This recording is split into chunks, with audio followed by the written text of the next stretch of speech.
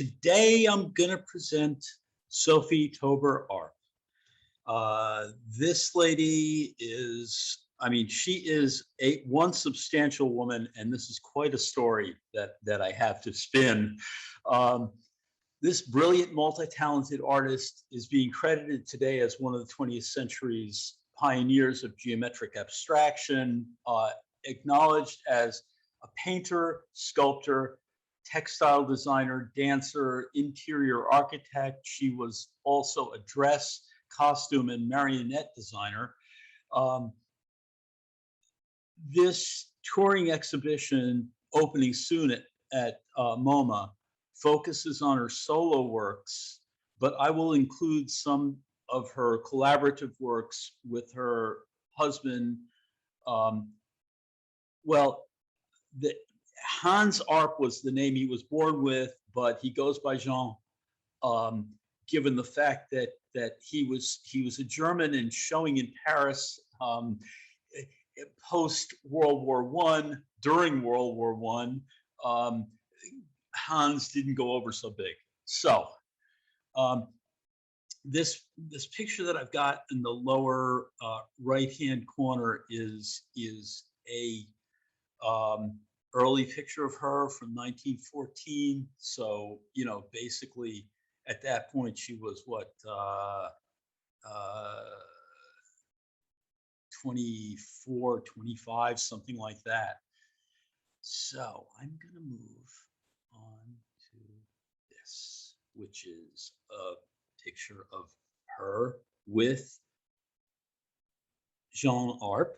Now, Jean Arp is fairly well known. I knew his name and knew his work long before I knew anything about her.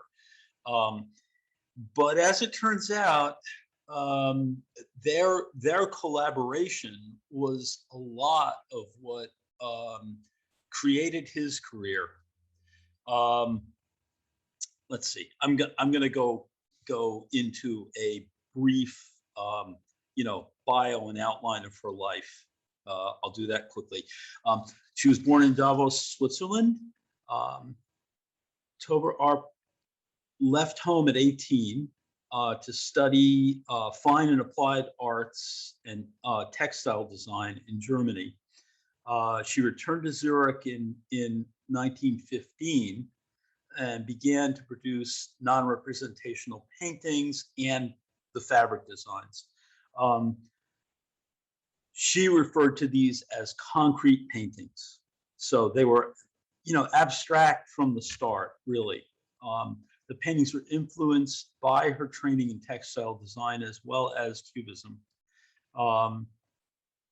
At the same time, she met Jean Arp, who became a frequent artistic collaborator and eventually her husband. From 1916 till 1928, Taeuber-Arp taught textile design at the Zurich School of Arts and Crafts. Taeuber-Arp was active in Zurich's Dada group between 1916 and 1919. I'll talk a lot more about the Dadaists, but for right now, I'll put that out there. She danced in an avant-garde performance at Cabaret Voltaire, which is an important center for the Dadaist activity. After World War I, many of Taeuber-Arp's friends and colleagues moved to Paris. She continued to teach in Zurich until 1928, when she and Jean moved to a town near Paris. Together with her husband and the artist Theo van Dusenberg, Taeuber-Arp received a commission to design the interior of a cafe. I'll talk more about this too. And this was restored in 2006, but actually the restoration was completed in 2016, 2016, yeah. So one of the first modernist spaces to unify form and function in Strasbourg, France. The cafe commission marked the beginning of the most productive period in the artist's life. She joined several artist organizations, exhibited her work throughout Europe, received a lot of commission work. So Taeuber-Arp and her husband fled to southern France when the Nazis invaded Paris. In late 1942, they returned to Zurich, where actually she tragically died from carbon monoxide poisoning in her sleep from a closed damper on a stove in the bedroom where she was sleeping. So that is the general outline. Now, one of the things I want to say about this show and about her relationship with Jean is basically she was very focused, very calm, introverted, organized, had great ability, and really supported them for many years through her teaching and through her commissions. He had many shows and got a lot of notoriety. They collaborated together on many of his pieces, and they were exhibited under his name because a male artist at that point in the art market sold, and female artists didn't sell as well. So they used that to their advantage. You see behind this picture a bunch of the marionettes, and we're going to talk more about those later on too. So I'm going to move on at this point. Let's see. Oh, one of the things I wanted to say about Jean is he was really, self-taught, very charming, amusing, extroverted character. So the two of them balanced each other out. She was very focused, but very, much more interior.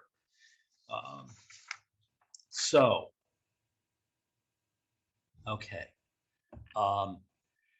These are two pieces that Sophie created. She really integrated the arts and crafts, these beaded pieces are really beautifully done and beautifully designed, and she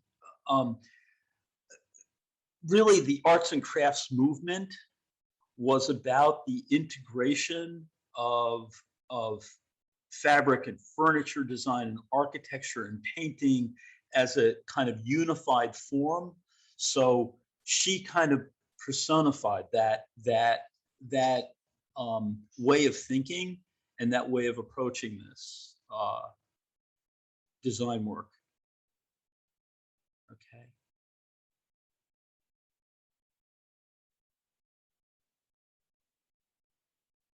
And here again, we have these beautiful kind of geometric designs. She regarded these as fine art pieces.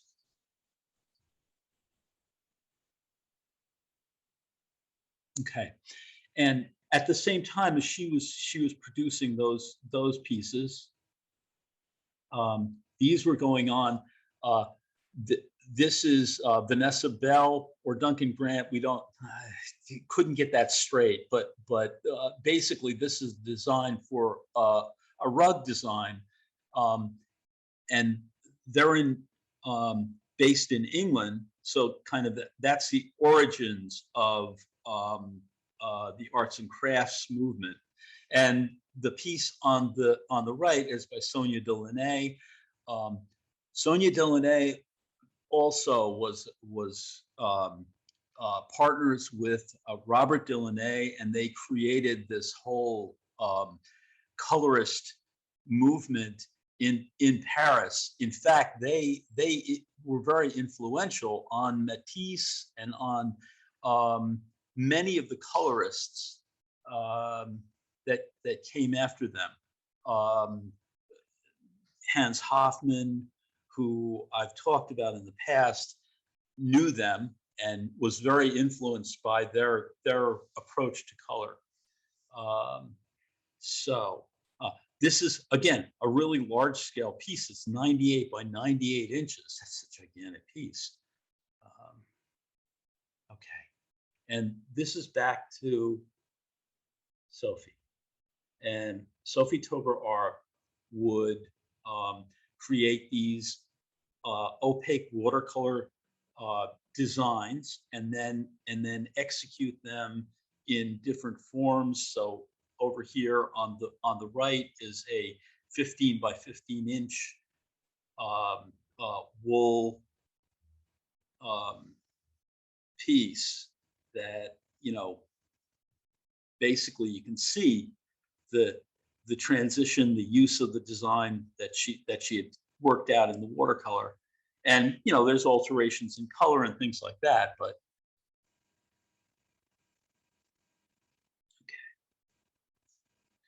okay. And so this is one of her, you know, one of her small pieces. It's only 5 by 3 inches, and it translates into this weaving, and you can see how the shapes are similar, and there's this this black swan kind of down in the lower right hand corner, double-headed swan, very interesting stuff.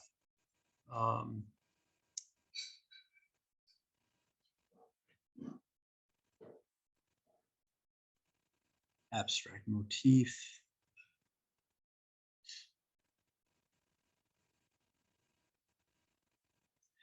Now, in these pieces were done in 1922.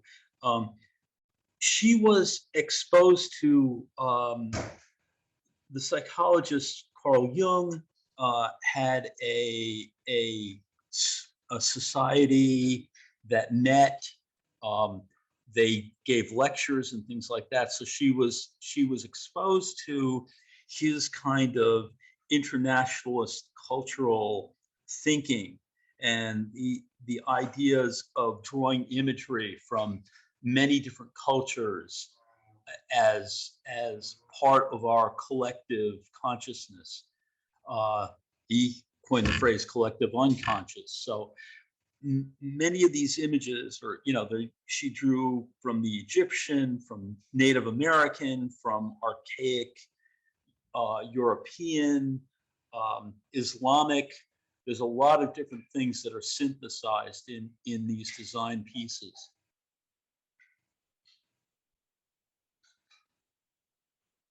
Okay. All right.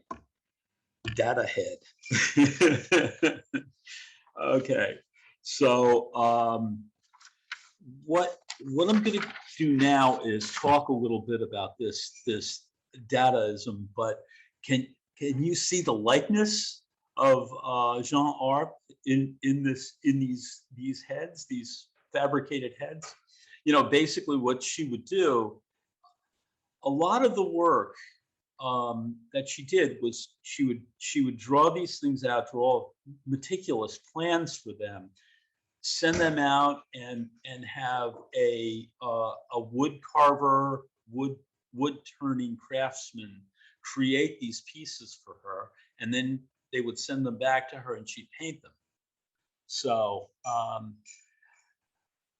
you know, you can see how playful she is with this. Really interesting pieces. And I don't know who took the photographs. That was not credited. But what I'm going to do is talk a little bit about the Dadaist movement, which is next to, well, it's deliberately frustrating to define. It was part of what they were about. As a movement, it developed in reaction to World War I, the artists that gathered around this rejected logic and reason and aestheticism of the modern capitalist society, instead choosing to go with the intuitive, expressing, nonsense, irrationality, intuition, kind of, it really is a protest in the face of the carnage of World War I. So in actuality, the name Dada supposedly was drawn from one of the artists sticking a letter opener into a dictionary. They opened it up to the page, and Dada was where it landed. And Dada means hobby horse in French, so that's what they went with. I don't know. That's one of the ways supposedly the name came into being, but that's a stretch too. We don't know for sure. The interesting part about it was basically there was a whole group of people that kind of loosely gathered under this name Dadaism. Okay, here's another one of her wonderful heads, and this one is really, it kind of looks like her, so we're gonna go with that. It's a self-portrait, maybe. And the marionettes. So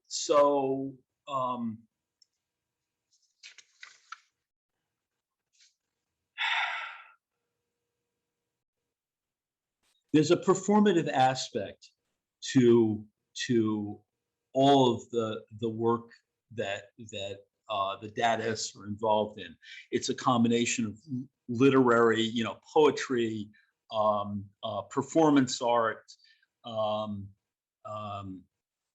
and she created the set of marionettes. Basically, again, fabricated the pieces, drew them out, did diagrams, and sent them to a woodworker, had them come back, and they assembled them from there. By the way, if you guys have any questions, put it in the chat, and Joan will keep an eye on that and let me know if there's anything that I need to answer or is relevant to what we're talking about at the moment. And otherwise, I'll answer the questions at the end. So these wonderful marionettes were created by her. And they're very different. This was done in 1918. It was a time that was just after the war. They were living again in Zurich, and 1918. There was a pandemic going on then too, so they really never got to gather and play out the performance that she had intended these to be played with. But looking at these things, I really want to see them move. So what I did was I downloaded a little video. Let's see if we can get this to run. Let's see if I can do that. Nah, it doesn't seem to be going. Too bad. Nope, not at this point. Okay. Basically, they will be running the video. They will have videos at the exhibition, and you can look this up online. And basically, it's worth watching. It's really a lot of fun. I had it loaded, but there was some problems that I had loading up the video, and it may have been because I had the link to YouTube hooked up.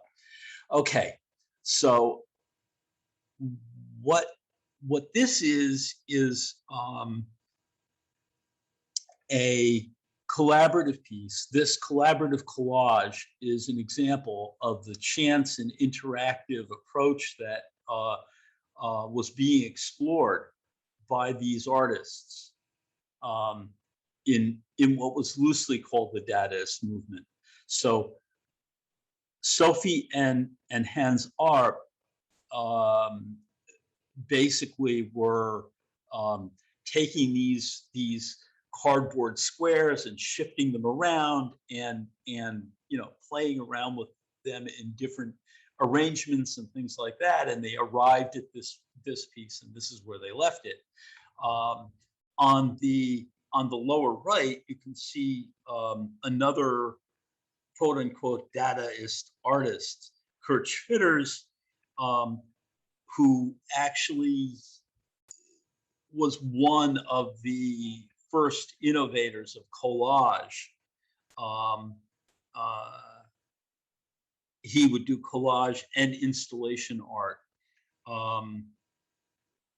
It doesn't seem now, we see collage all the time, but at the time it was a really radical thing to do this, although it's a really accepted form now. So one of the things I wanted to talk a little bit about is really the Dadaist movement is kind of the precursor of surrealism and conceptual art. It's also precursor of performance art. A number of different things were going on back then that really seemed like they were brand new in 1960, but they were going on back in the late teens and early 20s. Okay, Marcel Duchamp was a member of the Dadaist movement. He was a French-American painter, sculptor, chess player, and writer. He stirred controversy and influence and had a major impact on the development of conceptual art. One of the papas of Dada, he embraced the absurd and broke down barriers between high art and everyday objects. So you see him sitting next to one of his quote unquote ready-mades, which is this bicycle tire attached to this stool. And in the lower right, you see Mona Lisa with a mustache and little goatee. And LHOOQ means something sort of naughty about her identity. I don't remember the exact what the exact translation was of that, and it's just as well. But one of the things I wanted to say about him is really he was the precursor of a lot of ideas that were explored in America in the post-World War II times. Let's see. He ended up in America in the 30s, the late 30s, and stayed here until his death. So people like Andy Warhol and Robert Rauschenberg were picking up on this cue of basically taking common objects in everyday life and turning that into their art, using those fabricated objects. Also, you see below a performance art piece from Pina Bausch Dance Company, but basically there's a number of different artists who picked up on this. There were happenings in the late 50s and early 60s. People like Alan Capro and all of that were using this as their art form.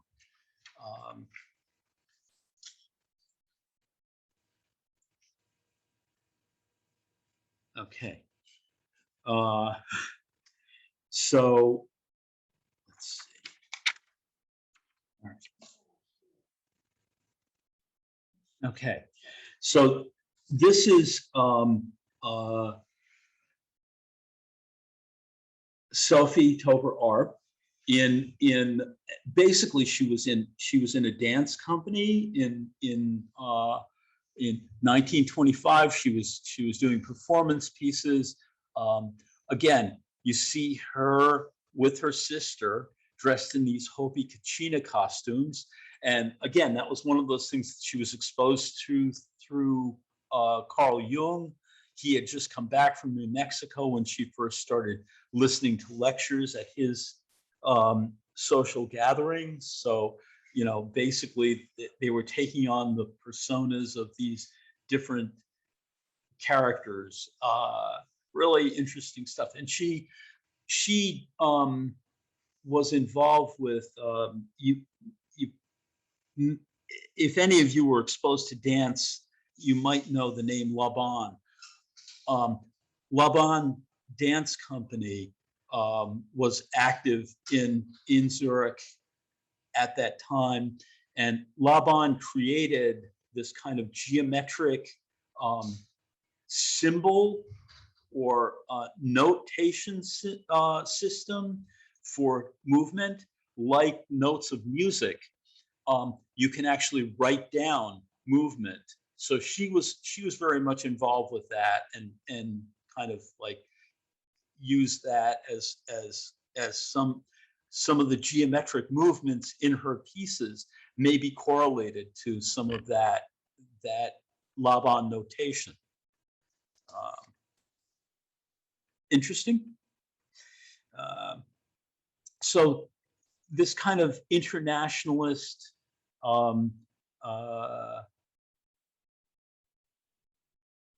tendency in her design is what I was trying to point out by bringing these to you. And again, this stuff is going to be in the show at MoMA. Okay. And here are a couple of Jean Arps credited to Jean Arp. These relief pieces, and down in the right-hand corner is one of the line drawings. Now, I know that Sophie drew a number of these drawings, and they sent them out to get them fabricated by the woodcutter, and they would come back and then they would paint them. Now, whether he painted them or they painted them together, or were they his designs, were they her designs, this is where it gets really mushy. One of the things that they try and do in this show is focus mainly on work that can be directly credited to Sophie Taeuber-Arp. It's really these are really collaborative pieces, and the thing of it is that Jean Arp had a reputation in the art world. He, in as early as 1907, 1908, was showing in Paris with people like Matisse and Signac and people like that in really, reputable galleries. So his reputation was something that they used, and so it was really a partnership that she went along with. So, okay, let's see. All right, and this is one of her embroidery pieces. You can see that there's kind of some heads in the upper, those ovals, and then there's sort of rooftops. Well, it's figurative, it's landscape, it's a combination of these abstracted forms. Beautiful piece. And many of her pieces actually are not really available because they were embroidered, or they were rugs, or they were functional and went out into the world, and who knows where they went. So there are many drawings of things that she created that went out there, and who knows where they are, if they even exist. They were probably used and thrown out, which is a shame, but hey, there it is. Okay. And these are interesting pieces. The piece on the right is an embroidery. It's a small embroidery that is inside this big goldy frame. In fact, Duchamp championed her work and made sure that she was included. Some of these craft pieces, craft, quote, fine art pieces, were included in shows in Paris, 1918.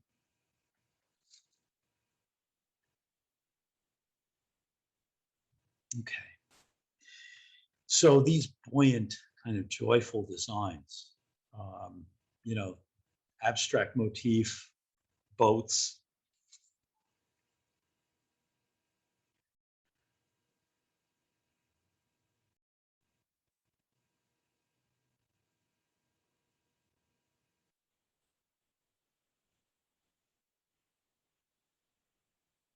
So I'm just going to hang out with this for a moment or two.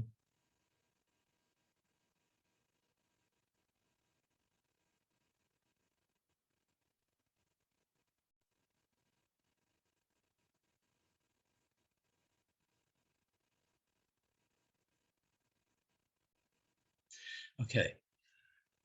This is a Paul Klee, another Swiss artist, fairly well known. I'm sure you've heard of him. I'm sure you've seen his work before. He was very influential. I know that they knew each other. She may have actually studied with him, but they definitely interacted and were on in many ways on the same wavelength as far as, you know, abstraction, color, use of the geometric form along with imagery. You know, when we look back at this.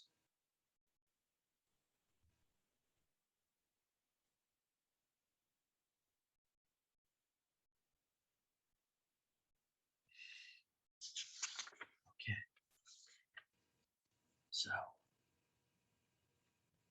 and the interesting thing about this, and one of the reasons I wanted to bring this up, is the flow between precision and fluidity in her work is something that's really intriguing. She would play back and forth between, you know, these poles. You can see, you know, the form and the you know, the kind of buoyant quality that's in the color, one way or the other. Again, this business, the piece on the left fits right in with a group of artists who are working in you know, a bunch of Dutch artists, Theo van Doesburg, and Mondrian, of course. So there was also a constructivist movement in Russia. A guy by the name of Kazimir Malevich, who was doing very simplified geometric forms, very similar notions. And so this was kind of it was a movement that was happening. Let's see. And this was a major commission, and this was done in Strasbourg, designed by Sophie Arp and collaboratively created with Jean Arp and Theo van Doesburg in 1926 to 1928. This artistic and historic landmark is fully restored. And basically the admission's free. So if you're ever in Strasbourg, go visit this. It's, you know, basically 3 major rooms. It's theater, gallery, and cafe, and it's functioning to this day. The building that houses it was built in 1765 to 1772. Very interesting pieces. And, you know, this is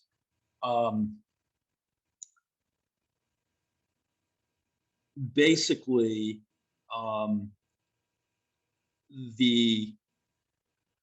what they called the neoplastic movement, the Dutch neoplastic movement, de stijl.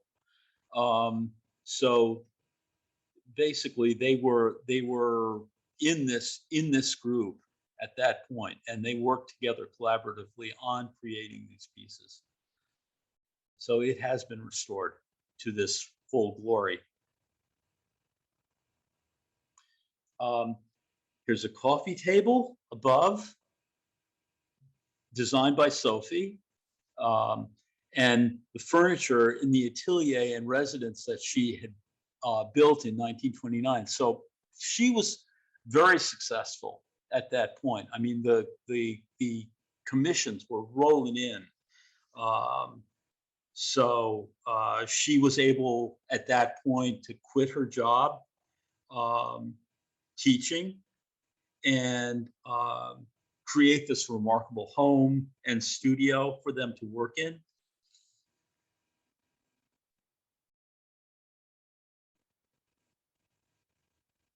And this is just one of the many stained glass commissions that she created.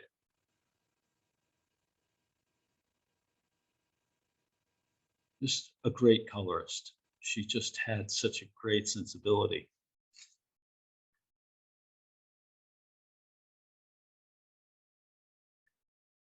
And Theo van Doesburg,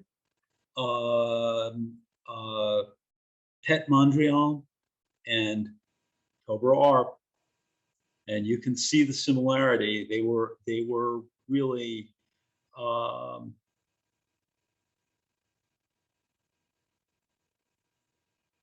the lines were really blurred here.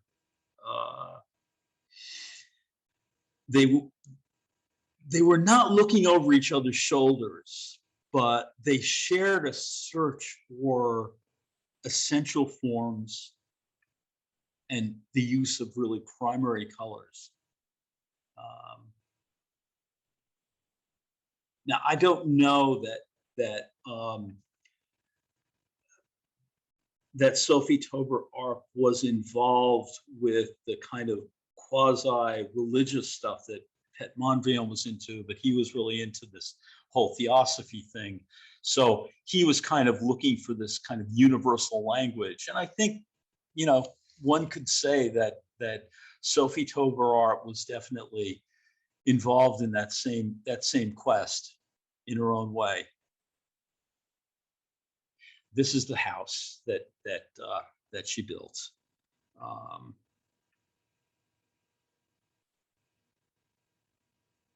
So this remarkable home and studio for them to work in, it's just an incredible thing. This is now the Arp Taeuber Foundation. And you can see in this drawing on the far right, you can see the photograph that was of the same subject matter and her rendering of it. You know, I didn't include a lot of her architectural drawings, but she was very skilled great draftsman. Just, you know, this lady, I mean, I'm blown away by the force of her talent and her ability.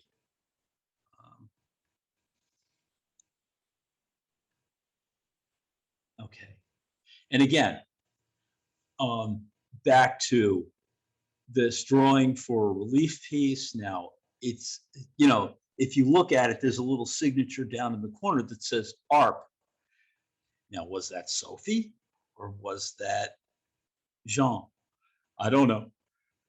But you can see, you know, his relief piece here, and this round composition that really became transferred into a relief piece, which is Sophie's up in the upper left hand corner.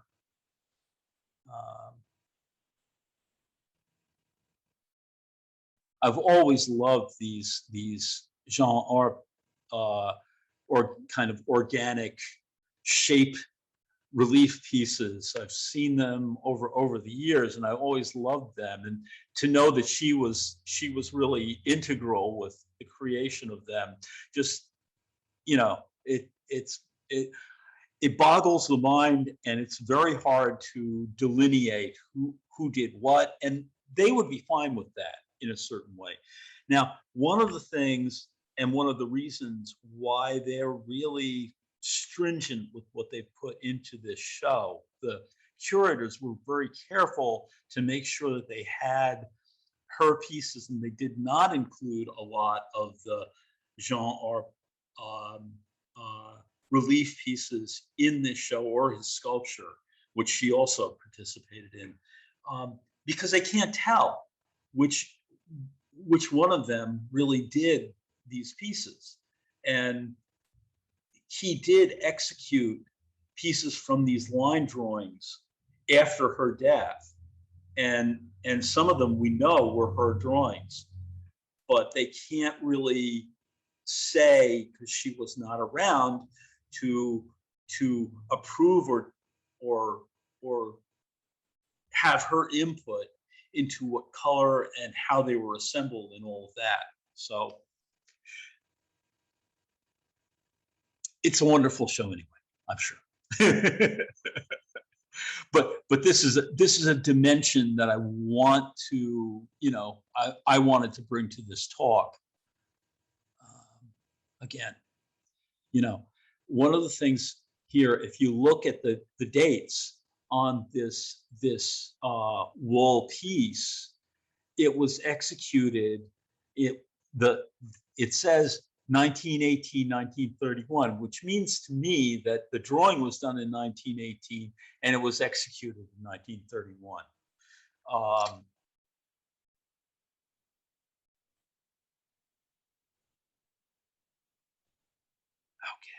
And these are Taeuber-Arp relief pieces from, you know, their later 1938. And she was into some really interesting stuff at that stage. Now, you know, look at the date, it's 1938, they're living in France. It's getting mighty close to wartime.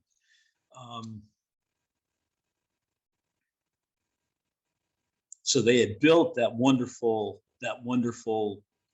house in France.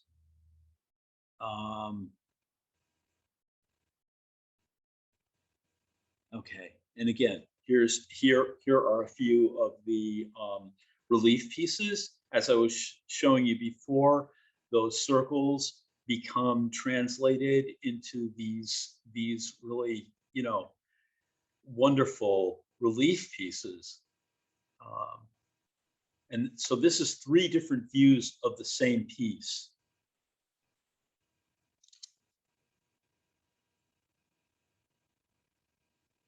Okay. And so we're getting into 1941, the war is on, they're really, you know, traveling. I believe they were back in Switzerland. I think they went in 1941 back to Zurich. Not exactly sure about the timing on all of that, but basically it made it difficult for them to carry on doing larger scale pieces. So she continued to do these drawings. These are not huge. That the painting on the left is 18 by 15 inches. And I don't have the scale of the piece on the right, but this is colored pencil. So those were kind of modest scale pieces, but really interesting stuff. Dimensionality. Who knows what these would have become had she lived long enough to translate them into paintings or into weavings. Who knows? And I wanted to throw a few contemporary artists or more contemporary artists into the mix here. And, it isn't that these guys were looking directly at Sophie Taeuber-Arp, but I want to say, look at the similarities in how they're using line, in what they're doing with form and color. Stu Davis is a really great, wonderful American artist.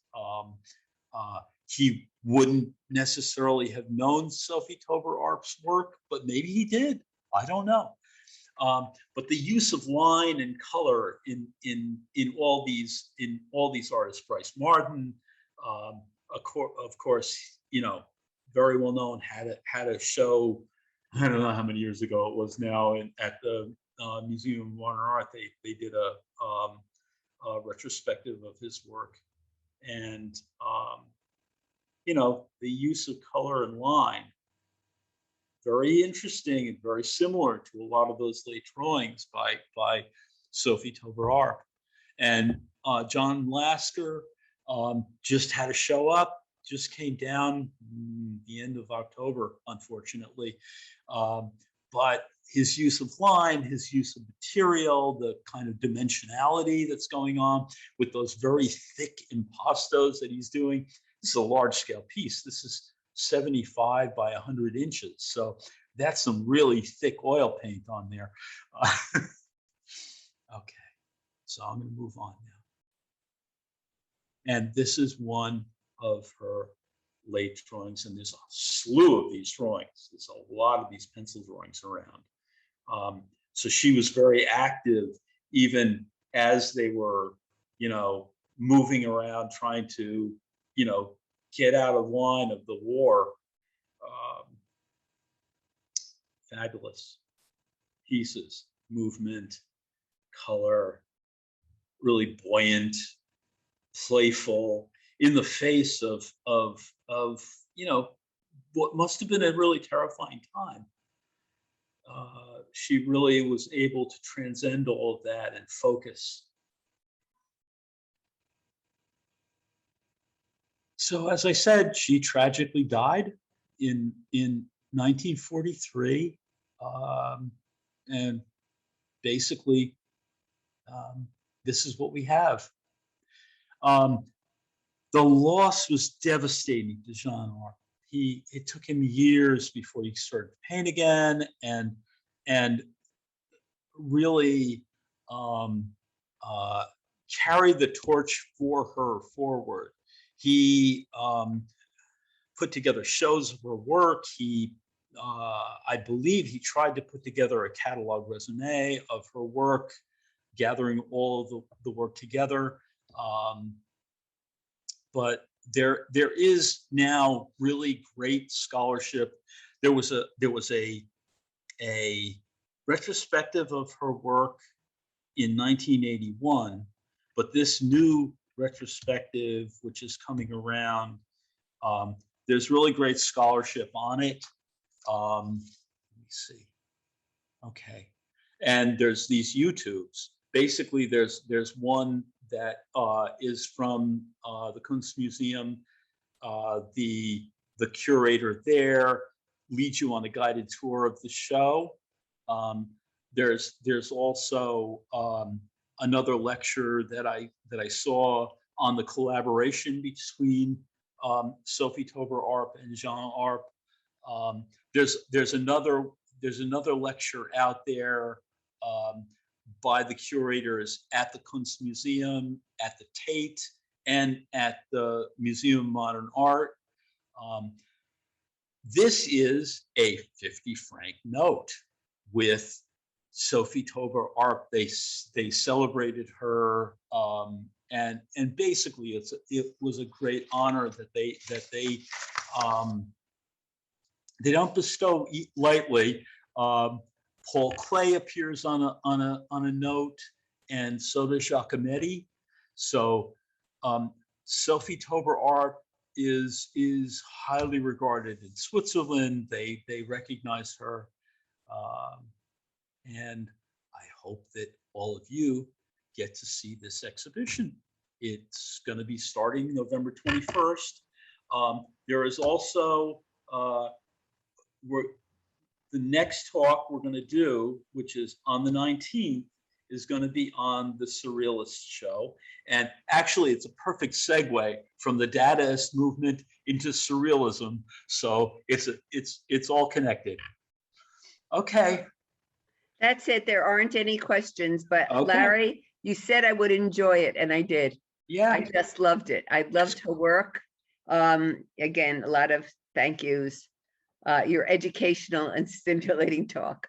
So it was a great talk. I'd never heard of her, and I enjoyed looking at a lot of her work. Thank you so much. It's quite a story. Yeah, I think MoMA's going to have a visitor soon. Yeah. Oh, you don't know when she's coming there. Oh yeah. Oh, the 21st. show is the 21st. It Okay. opens, and it's going to be on through March. So it's Yeah. going to be on for a good long stay. She would make a great film. if they haven't, nobody's thought about doing a movie about her yet. I would recommend it. I'd go to see it. Okay. All right. All right. Thank you all. And Okay. please visit our website to see all the programs that are coming up at the Chappaqua Library, chappaqua.library.org. Thank you.